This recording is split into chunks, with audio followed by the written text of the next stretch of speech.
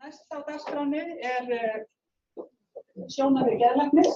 Við erum að fara svona svolítið sitt hvorum megin að þessu viðfangsefni sem við erum að tala um hér í dag. Það nota Helgi Garðar Garðarsson og kollegi hans Andrés Magnússon að fjalla svolítið sína sýn á þetta sem við erum að fjalla hér í dag. Gjörðu svo vel. Já, komið sæl. Við erum að hjálpast að ég og Andrés bara að því að svona bæta okkur annan upp. Við gerum það eins og það var svolítið óljóst sko hvert okkar verkefni væri. En við ætlum svona að reyna að varpa aðeins ljós á hvernig þetta birtist okkur.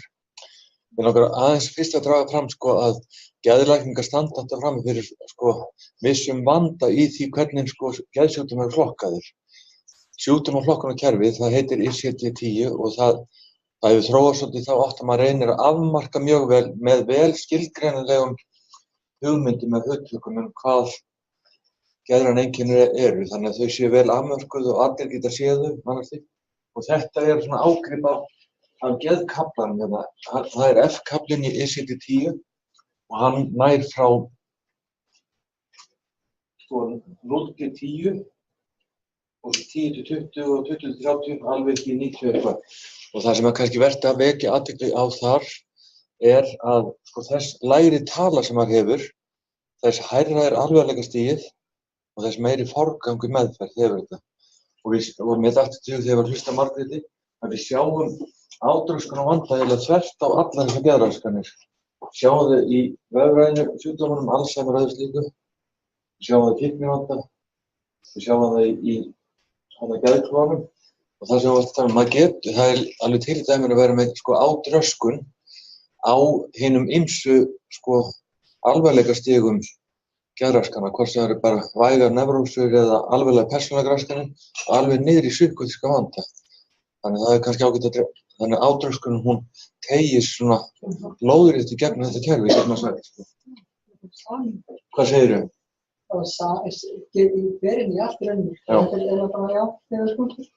Já, þunglyndi, það náttúrulega mjög augljós vandi oft því að þetta fara aðeins betur í það hvaða einkenni maður myndi þá helst leita eftir. Lindisraskanir sem kallað þetta, hugurraskanir, það bara þetta sem kannski meira í gamla daga var kallað nevrósur eða kvíði. Svo kemur atferlisheilkenni, það með svefntruflanir og annað slíkt. Það meira svona lífeðlisfræðilegir þættir. Það ekki átröskanir undir hreinskapið þegar maður er. Jú. Raskan á persónuleika. Eða þetta hegðunar, þetta ekki sama af hegðunar. Já, jú.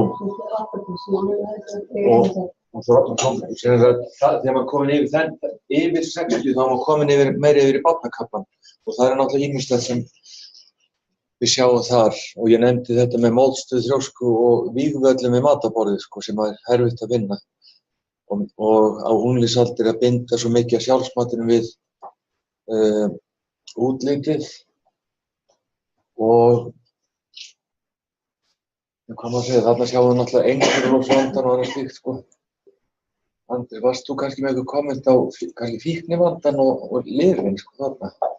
Já, fyrst ég þá sagði Guðrún Þorsteinsdóttir yfirlæknir á Háskólanum að það væri algengasta algengasta rösk að það svona ofsalega tengt fíknivandi og átröskans og það svo oft og sjálfsögðu sögum við eiturlyf, þeir sem keyra á amfetamíni og kókaín og róandefni, þeir verða oft mjög horfæðir.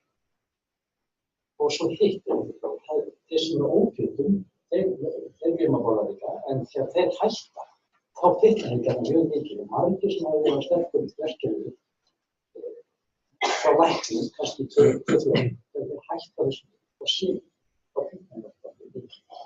Og síðan á þeim tíma hefur matarlysti minnkað. Þegar það voru á þessu sterku verkefni. Mér finnst það gerist bæði með örvunarlyfin og ópíóíðin. Mér finnst meira með ópíóíðin að þegar fólk hættir á þeim að þá skýtla yfir. Og það líka lýst í óbjarnarflokkurinn að mjög mikið sætingar. Í fákurum. Í fákurum. Mér finnst ekki það mjög lengi. Það eru eiturlyfin. En svo eru náttúrulega lyfin sem við notum þessum sjúkdómum. Geðrófslyf, þeir eru öll nýju geðrófslyf neyrunum, mjög margir. Maður getað rósavefnum mjög hratt. og þunglyndislyf, maður þarf að velja þau svolítið með að horfa á sjúklinginn, þessi lyf uppbyggt, eða þetta kannski eitthvað svona gott að vita svolítið, maður þarf að velja þunglyndislyf svolítið frá þetta. Og svo annar til maður á svefninum og mörg þeirra, menn reyna að nota ekki áhengindisvefnum, þá lendir maður í að þau tímvænta þingdaröfnum, algengsta lyf í Bretlandi virkaskipum sem sér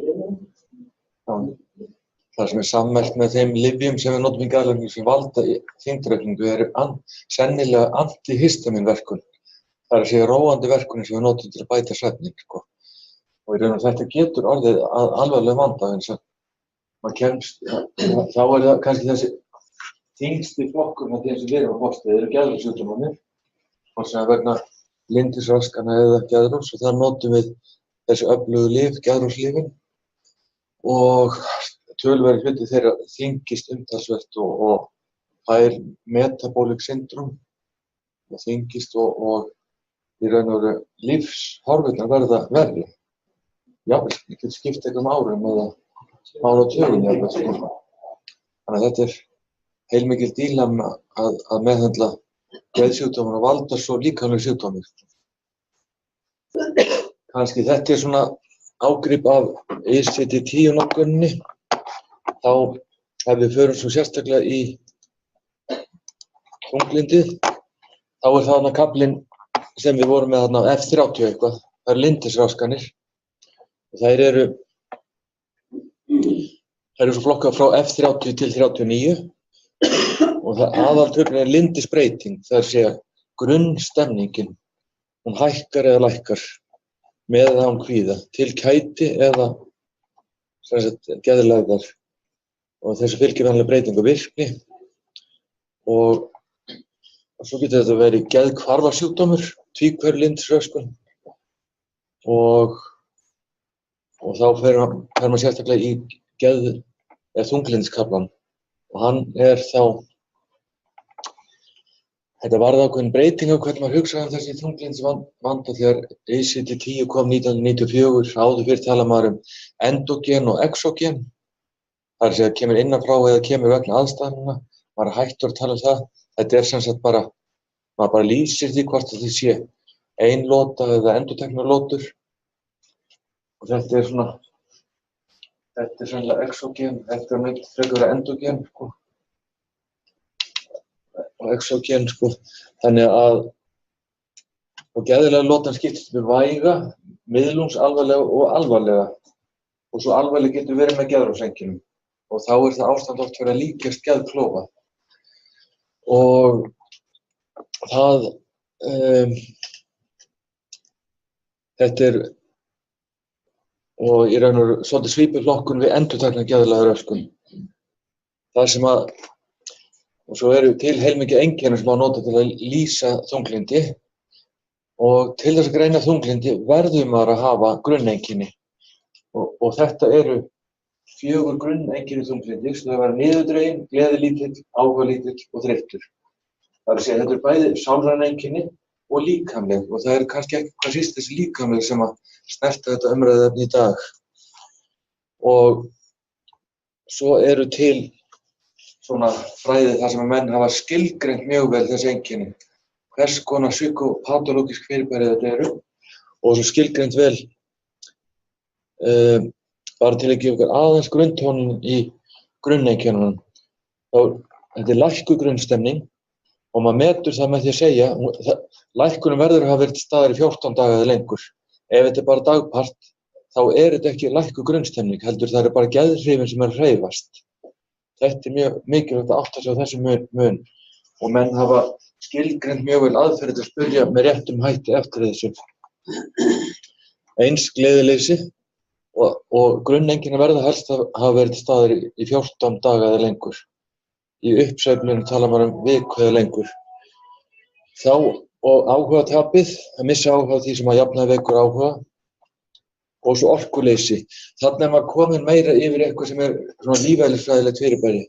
Og maður getur hugsað þetta er ekki lengur bara í huganum, þetta er teygt sig alveg niður í lífeðlisfræðilega funksjónir í líkamanum og haft áhrif á þær. Og svolítið af þessum einkennum getur maður svo nálgast frekar í listan með öll fylgieinkennin. Þau eru svo frá 24 talsins í þessu kerfi. Og aftur til að greina vægtunglyndi þarf maður að hafa 2 grunneinkenni og ef maður rétt 2 fylgieinkenni í miðlungsalvarlegu, 2 grunn, var ekki 3 fylgieinkenni. Svo fer maður að telja fleiri, þá fer maður nær sko alveg, maður fær bara fleiri einkenni saman til þess að greina meiri alvarleika. Og þetta eru, ég bara fer hratt yfir þetta, ég ætla ekki að nefna þetta, þið bara lesið það. Grátgirni, vonleysi, hörmungarhyggja, dauðahugsanir, sjálfsvígshugsanir, vanmetakennd, þið sjáu þetta er allt sálræn eða jafnvel félagsleg einkenni.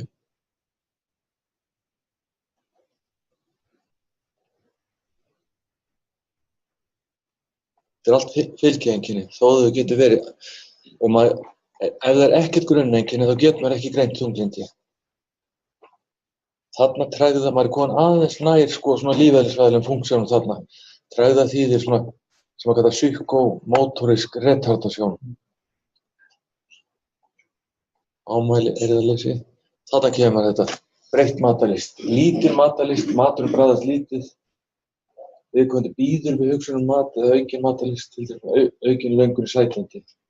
Maður spyr, hefur þú mistað matarlistina? Það er áralöng og áratuga þróun á bak við það hvernig þeir hafa formað þessar hugsanir, spurningar. Og mismunandi fagmenn eiga að spyrja helst með sama hætti til þess að maður sé viss að maður sé að spyrja eftir sama psykopatológiska fyrirbæri. Það er eiginlega meiningin með þessu. Það er ekki gert sko. Í dæmigerðan þunglyndi er að þú vissir svefn og vissir matarlist. Svo er það sem að þetta atypískt þunglyndi. Þá þarftu alltaf að sofa þetta eins og maður sér á útlendum og borða rosa mikið, borða mikið sæti. Sérstaklega á ungu fólki þá getur þetta svona vissið. Já, maður sér hjá þeim oft agitasjónin, Já. eða óróleika. Já, það sem ég skil. En svo er sko sókn í sætindi ef við borðum ekki nóg af venjulegum mat. Það sem þeir að segja það bæði að rétta og að fylgjast. Já. Já, þetta atypíska þunglyndi sem er algengara hjá ungu fólki. Það getur vissið svo. Svo kemur breytt líkamsþyngd. Hefur þú lést, hve mikið, hefur þú þyngst, hve mikið. Maður þarf að spyrja. Og kyndeigð má líka líta á svona sem svolítið lífeðlisfræðilegt fyrirbæri. Svefntruflanir. Þetta er heldur betur lífeðlisfræðilegt fyrirbæri. Og það dæmigerðar að vakna snemma. Árvaka. Vakna meira en 2 tímum fyrir en venjulega. Get ekki sofnað aftur. Morgunverslun oftar. Þetta tala maður nú áður fyrir þetta einkenndi meira endógen depressjón, er það ekki rétt? Svona. Jú. Nóbelsverðlaun í ár voru veitt þetta. Andrés er sérfræðingur í þessu, sko. Já. Og stöðugt þunglyndi, það er þetta tímaþáttur sem ég var að tala um áðan. Þetta er ekki eins og fara með fótinn öfugan með þeim fram úr, sko. Þetta er viðvarandi, lækkað geðslag. Það er einmitt þannig. Það er þessi grynnri þættir í vitundinni eru ekki að verki. Þá langar mig aðeins að sko koma með bara svona til gamans kannski. Hvað var hérna með þetta? Sko gömlu kallarnir þeir hjálpa okkur oft til að setja hlutin í samhengi og alveg sem er líkamlega vanda þá sko notum oft lífeðlisfræði og ýmis líkamleg grunngreinar til að setja betur í samhengi hvað er að gerast. Og módelin sem eru undir niður þau hjálpa okkur til að setja í samhengi og sumt af því sem margir þá að tala um hvernig sko samviskubit og annars slíkt þessu. Þetta hjálpar oft að sjá hvernig svona yfirsjálfsfunksjónin skemmir fyrir sko í raun og veru meðvitundin sjálfri getum til að leyfa sér njóta hlutunum. Og þar maður getur oft svona skapa meiri dýpt í skilningnum sko til að setja hlutin í dýpra samhengi. Og aftur þetta er módel Jungs Og þá, þetta sem ég var að kommenta á áðan, persónan einn af þeim þáttur sem Jung skilgreindi í huganum og það sá þáttur sem að virtist heiminum. Og ungt fólk festir identitet oft miklu meira í þennan þátt, sko. Að sjálfskenndin, sem sjálfur hvílir í egóinu, meðvitundinni, hún skilyrt við útlitið, en ekki hún einhverja aðra dýpri þætti sem maður getur sagt að þeir lengra niður og inn á við. Svona þetta var það helsta sem ég var búinn að draga saman, sko. Andrés, varst þú með einhverja punkta? Ég var bara með svona punkta, sko, sem ég notaði niður áðan, sko. Þetta er dæmis líka við rættum ekki skammdegistónlendi. Það er einnig athyglistónlendi. Það er fólk að sofa rosa mikið og finnir fólk sem fara að þátta góða mat og sömur og salat og svona. Það er það að ekki sjónti á kvöldinu og nasta svona súkkulaði á kvöldinu að vera að sofa. Þessi sætingarhyggja sem sé líka í þessum óbjarga þáttum, sko. Og svo við talaðum að vera í ánægilegt að borða og eitthvað sem við gerðum saman og upplega gleði, en það er eitt af einkenni félagsvæði. Það sem að þeim sem við gerum svo mikið svo þetta Andersson sem bókar það var. En þeim finnst líka óþarflega að horfa eftir skrifa, sá sem skrifa og horfa eitthvað sem horfa að borða. Það er þess vegna félagsvæði einkenni að það er óþægilegt að borða með öðrum. Svo að þú nefndir þetta að það er með sykur. Ég nefndi maður til þess að það er með súkkulaði. Það borðað súkkulaði það fara undir og til bóð. Það var það látið borða súkkulaði, undir og bóð. Það er sennilega eitthvað óhjálpa í hugans eitthvað býr til sykurfíknina sem að líka er að spila á húðina. Og þetta er það. Ég held að segja. Súkkulaði samt. Þú varst líka að tala sko sem sér matur miklu sérotónín. Ég held að sérotónín, ég veit ekki hvað það er brotin í gögninni, það er alltaf að kemst að skrifa brotin einn dag. En 90% af sérotónín sem við spila á myndinni er í gögninni. Það er ekki vel, það er bara smá. Það er hægt að spila á sérotónín. Það er gaman að gera þetta fyrir, við mikið að gera þessu og við gefna mjög mikið af formveri sérotónín sem tilstofan og gefum bara allar amínósýrurnar sínar nema tilstofan. Ég myndi finna að nú er mikið af amínósýrurnar þegar úr prótein og klárar allt tilstofan sem var fyrir, þetta litla tilstofan sem var fyrir. Þá hefðu sérotónín. Það er gaman að geta gert svona stundum líka með mat. Að við vorum að tala um blómsýrur, þá sagði Laxness að hamingjan er að vera með fólkinu í góðum veðri, en Grikkirnir, það sem er mjög íslensk alltaf, en Grikklandi það sem er gott við alltaf, þá sagði Grikkirnir að hamingjan er mjög betur með fólkinu því að borða og sofa með þess að þetta geta gert ykkur í þessum þetta takk. Það finnst þið betur það að vera rosalega sögn og sól og hálfveik, en fyrir að haft og hálfveiknum og svo. Þetta sem sé, þetta geta borðað með klukkum sem er gott einnig, á Íslandi, því eru mjög margir sem sleppa morgunmat. Og það er vegna þess að klukkan okkar við erum rosalega langt í pass í Reykjavík, þessi fjölskyldu, og þá við tennstast á sumar. Það var bara að ákveða að halda honum allt árið. Þannig að klukkan í Reykjavík er 1 klukkutíma og 40 mínútum vikur. Og við byrjum í skólanum klukkan 8. Þannig að Frakklandi, ef þetta vinn í París, þá byrjar að hálf 10. Frakkland og Breitlandi þá byrja skólanir og vinna klukkan 9. Þannig að í viðbót við þessu klukkutíma og 40 mínútur bætist 1 tími. Þannig að við erum næstum við 3 tímum úr pass sem er ótrúlega auðvelt að hætta bara á. Þessi Noregi er allir krakkar læra í skólanum að morgunmatur er mikilvægt til dagsins. Sem ég held þessi rétti og hjálpa þess. Ég held það ef við sofnum í fullan maga þá á nóttinni þú sofnar þá hækkar sýnishluti. Þú verður ekki með þessi sýn sem drepur þetta aftur. Það er þá að gerðarskemmta hérna alla nóttina, alls konar óhátt efni sem myndast í maganum af bakteríum. Þetta vaknar svona illa. Það er reyndar heil fræði.